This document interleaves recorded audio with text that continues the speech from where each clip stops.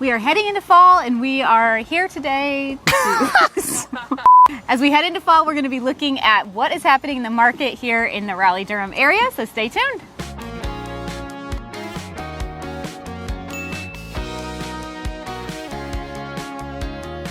All right, so kicking this off with some numbers in the current market. So one thing to know is real estate data is lagging. So even though we're filming this in September, we're really looking at August data. So in August, we were up as a whole region, when we're looking at the entire Triangle region, 14% in inventory compared to last year. So that's a pretty significant jump when you're comparing month to month. Now, the interesting thing to that is we're still 25% down compared to where we were in 2019 levels. And so even though we're up compared to last year, which is a good thing, we're still pretty far down when you're looking at what the historical norms are for the area pre-COVID. Yeah. And even when you break that number down to individual areas, it's going to be a completely different picture, which really just shows, you always hear like real estate is local, and that is so true. So when you break this down with inventory levels to some of the more like, I guess, niche areas. So you're looking at like a Cary, for example. Cary's up 16%.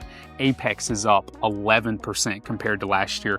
Wake Forest, though, is down. Just crazy. 3.5%. Yeah. So there's less inventory on the market right now in Wake Forest than there was last year.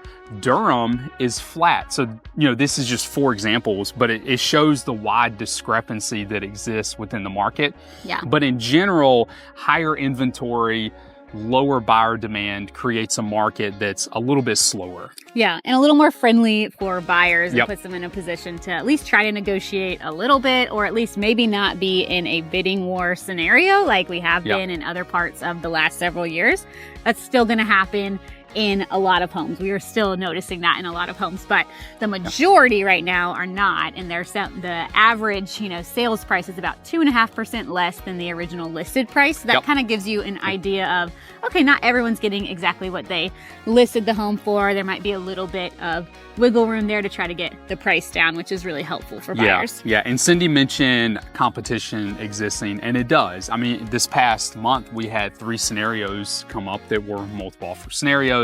We had to bid over asking. So that still does exist. And honestly, that's going to exist in any market. Some of these homes were priced for that to happen. Some of these homes were really unique homes that just, you're not going to replicate them. And so it creates a situation for competition to exist. But in general, right now, at the end of the summer, as we enter the fall, we're seeing a slower market that's buyer friendly, where buyers have more leverage than they did at the beginning of this year. Yeah, and to say buyer friendly, we're not trying to say it's a buyer's market. We are still not in the buyer's market realm of things, but it does feel like a buyer's market compared to 2021 or 2020, 2022, where it was absolutely insane trying to get into a house. So it feels much more buyer friendly, but it's also still, with the numbers where they are, technically still a seller's market. Yeah, exactly.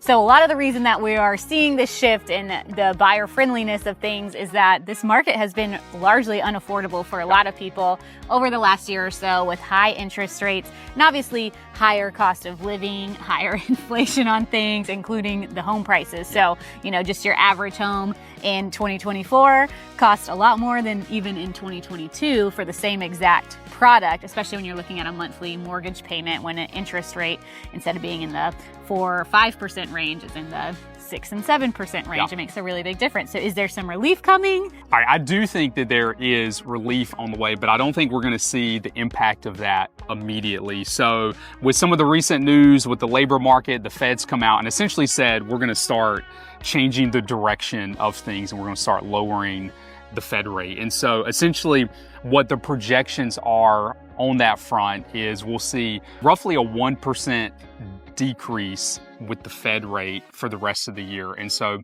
I think most people are projecting a half a percent point decrease this month in September, followed by maybe 2.25% decreases as we go through the remainder of the year, which would bring us to a total of a 1% decrease on the Fed rate. So will that impact mortgage rates initially? I don't think so. Maybe not necessarily. So not by a full percent per se. Yeah, so mortgage rates don't follow that Precisely. So a lot of what you see on the mortgage rate front today has already baked in the expectation that the Fed is going to do these cuts. And so you're not necessarily going to see a large mortgage rate decrease once the Fed begins to pull their rate down. I do think, however, as the year goes into 2025, we're going to start to see mortgage rates start their downward trajectory. And we really already have. I mean, you look at mortgage rates in April of this year, they were in the mid 7s. They're in the mid 6s now. Yeah. I mean, a percent decrease, completely different. Right. And so projections for mortgage rates next year are kind of all over the place, and you got to take these with a grain of salt. But one that stands out is Wells Fargo. Wells Fargo has us in the high 5s in mortgage rates by quarter two of 2025. Yeah. They're the only ones. It's like 5.9 too. Yeah. So high fives, like really almost 6, but still feels good to see a 5. It does. It does. You know? Most other projections don't have us reaching the 5s until quarter 3, quarter 4 of 2025. Those are probably, if I had to pick one, are probably going to be the ones that play out. I think it's pretty aggressive to think that they would be in the 5s by quarter 2 of next year. But I do think we're going to have to get into the 5 range, whether it's high 5s, mid 5s. I don't think it's really going to matter. I think there's going to be a psychological thing that happens to the average buyer. Once there's a 5 in front of it, I think the market's going to change. Yeah, I think it will too. And I think just in general, you know, as we move in through the fall, it's just still, you know, it's a great time to, as a buyer, to buy, to have that leverage to try to get maybe some closing concessions from a seller to help buy down the interest rate. But at the end of the day, 6.5% interest rate on an average of a almost $600,000 house is just still a really expensive monthly payment. So it's just not attainable for a lot of people. And so until we really see a huge drop in the interest rate thing, you know, dropping it to 6.3 from 6.5 isn't really making a large gain in affordability for people. It's better, but it's still, you know, for that average first-time buyer, still kind of unattainable in a lot of ways to get at least this thing into a single family home. You know, we have to go in with realistic expectations. But it is in a lot of ways a better time to buy right now than it was in the spring when interest rates were actually higher and things were still more competitive than they are right now. So if you know you need to move in the next 6 months, I don't think waiting until quarter 2, because Wells Fargo said it was going to be 5.9.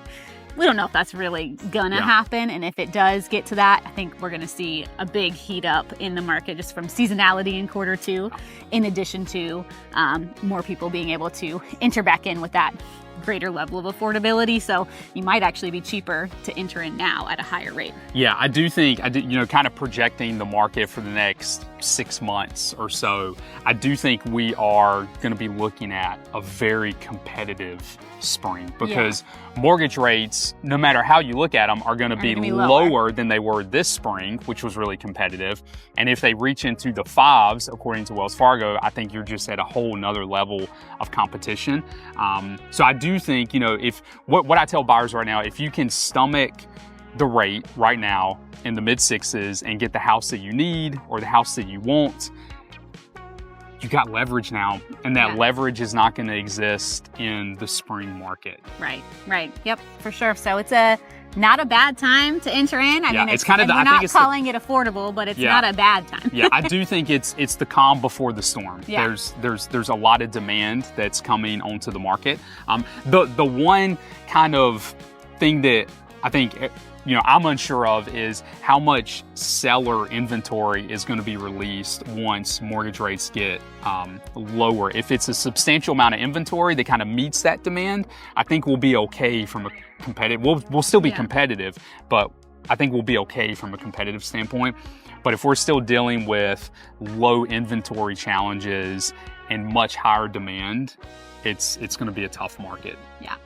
I'm Zach, this is my beautiful wife, Cindy. We are a couple of real estate agents in the area. So if you are looking to buy or sell, we'd love to be your real estate resource of choice. You can find our contact info below, and you can also reach us on Instagram. Yep, we'd love to have you follow along with us on Instagram. You can find us at the Honeycutt Realtors or the RDU Buzz. And if you're not an Instagram user, you can find us at our website, honeycuttteam.com, and we would look forward to connecting with you. Yeah, we'll see y'all next time.